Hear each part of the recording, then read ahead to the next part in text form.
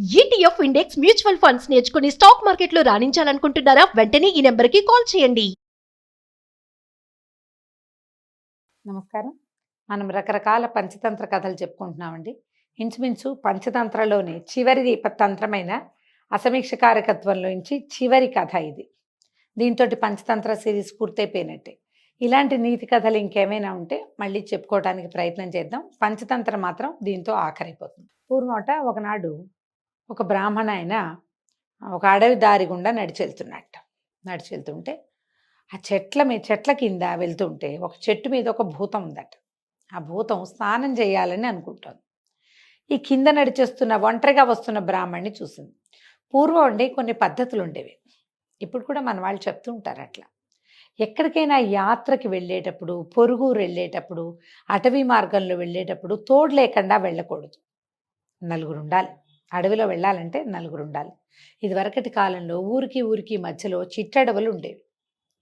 సుమారైన చిన్న అడవి ఉండేది. అందులో జంతువులు ఉండొచ్చు, దొంగలు ఉండొచ్చు, దారిదోపిడీ వాళ్ళు ఉండొచ్చు, లేదా ఇలాగా భూతాలు ఉండొచ్చు. నలుగురుంటే తప్పించుకోవటం సులువు.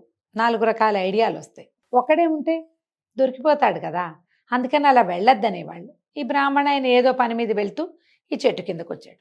ఈ పైన ఉన్న భూతం అబ్బాబ్బా ఒక్కడే వస్తున్నాడు, వీడే మనకు కావాల్సిన వాడని ఒక్క దబిక్కమని ఆ చెట్టు మీద నుంచి బ్రాహ్మడి భుజాల మీదకి దూకింది. బ్రాహ్మడు హడిలిపోయాడు. అయ్యా బాబోయ్, ఏమిటో నా భుజం మీదకి దూకేసిందని. ఎవరు ఏమిటది అన్నాడు. అనేసరికి ఆ భూతం అంది, ఓ రబ్బాయి, నేను భూతాన్ని, స్నానం చేయాలి, చెరువు దాకా నడిచి వెళ్ళాలి, నా వల్ల కాదు నడవడం, నువ్వు నడిచి నన్ను తీసుకెళ్ళి నన్ను మోసుకెళ్ళదు. చచ్చే బరువు ఉంది, ఉప్పు మూటంత బరువు ఉంది భూతం. ఈ బ్రాహ్మణ ఆయన నిదానంగా నడవటం మొదలుపెట్టాడు. ఏం చేయాలో తెలియదు, దీని నుంచి ఎట్ట తప్పించుకోవాలో తెలియదు. అదేం చేయబోతుందో, చెరువు అంటోంది, చెరువులో నన్ను తీసుకెళ్ళి ముంచేస్తుందా ఏమిటి, ఇది గాను ఏమిటో తెలియటలా, పాపం అర్థం కావటలా.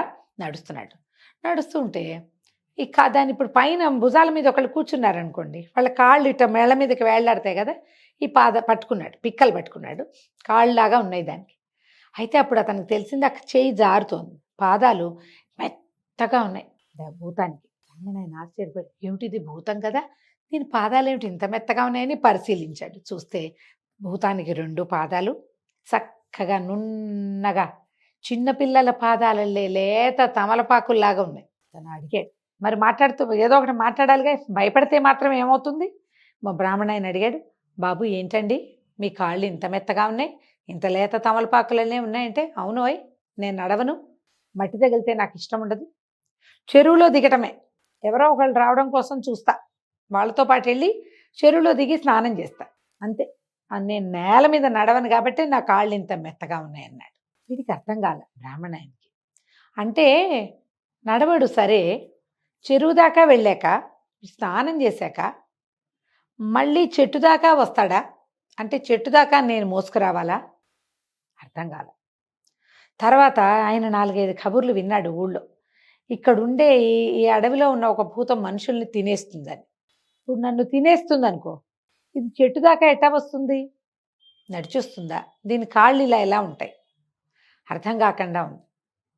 సరే భూతం అంది, నడు గబగబా, అసలే నాకు ఆకలిస్తుంది, చెరువు వస్తే కానీ నేను నీ భుజాల మించి దిగను, నన్ను చెరువు దగ్గర దింపాలి నువ్వు అని.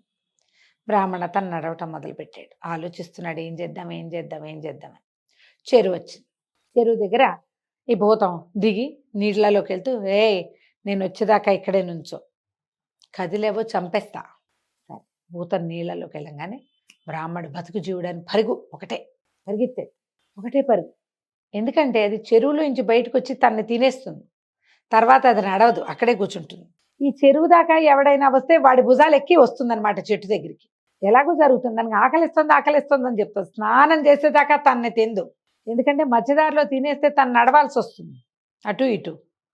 చెరువులో ఉంటే దానికి సేఫ్టీ, దాక్కోవడానికి చెరువులో దాక్కుంటుంది, లేదా చెట్టు మీద దాక్కుంటుంది. రాముడు కాళ్ళకి బుద్ధి చెప్పాడు.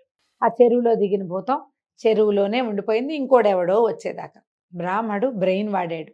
భయపడి ఏం చేస్తారు, మనుషులు ఉండిపోతారు. బ్రెయిన్ వాడిన వాడు బతికిపోతాడు. ఇలాంటి ఎన్నో కథలు చెప్పారు విష్ణు శర్మ గారు రాజకుమారులకి. ఎన్ని రకాలు చెప్పారు చూడండి. కోతి మొసలి కథ చెప్పారు, కొంతమంది మనుషుల కథలు చెప్పారు, ధనం లేకపోతే బలం లేదని చెప్పారు, తొందరపాటుగా పనిచేసి పాముని అది ముంగిసి చంపేసిన బ్రాహ్మణిలాగా చెయ్యొద్దన్నారు. ఎంత తెలివైన గాథలు చెప్పారు.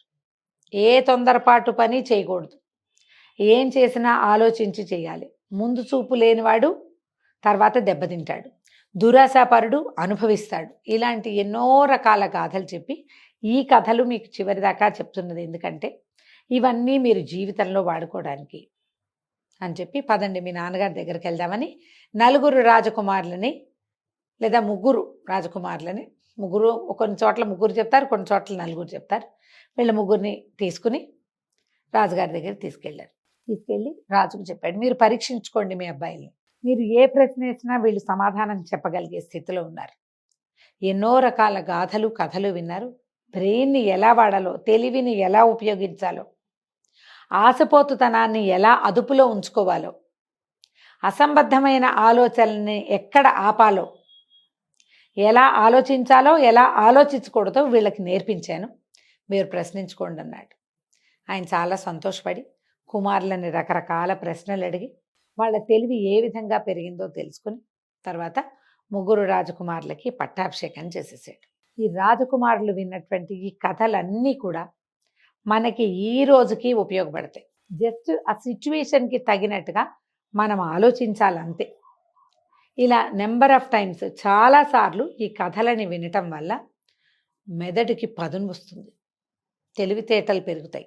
మన ఆలోచన విధానం ఏదో ఒక రకంగా పోతూ ఉంటాం. మనం రకరకాలుగా ఆలోచించటం, ఒకే విషయాన్ని అన్ని కోణాల్లో నుంచి ఆలోచించటం, ముందు వెనక తెలుసుకోవటం మనకి ప్రాక్టీస్ అవుతుంది. ఈ కథలు వినండి, పిల్లలకి వినిపించండి.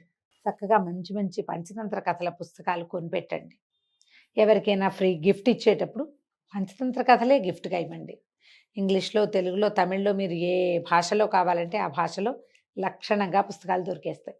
గిఫ్ట్లు ఇవ్వటము, రిటర్న్ గిఫ్ట్లు ఇవ్వటము, పుస్తకాలే కనుక చేస్తే పిల్లలు ఇలాంటి నీతి కథలు, తెలివైన గాథలు తెలుసుకుని అవన్నీ తమ తమ జీవితాల్లో అవసరమైన చోట అప్లై చేసి జీవితంలో ముందుకెళ్తారు. వీటిని కార్పొరేట్ స్టోరీస్గా కూడా మనం వాడుకోవచ్చు. వ్యాపారపు మెలకువలు, సామ్రాజ్య విస్తరణ, మన బిజినెస్ ఎక్స్పాన్షన్కి కూడా కావాల్సిన ఐడియాలు మనం పంచతంత్ర నుంచి తీసుకోవచ్చు. జస్ట్ సరిగ్గా వినాలి, సరిగ్గా అప్లై చేయాలి అంతే. దీంతో పంచతంత్ర సిరీస్ పూర్తయిపోయిందండి. ఇంకేదైనా కొత్త సిరీస్తో మళ్ళీ కలుసుకుందాం. నమస్కారం.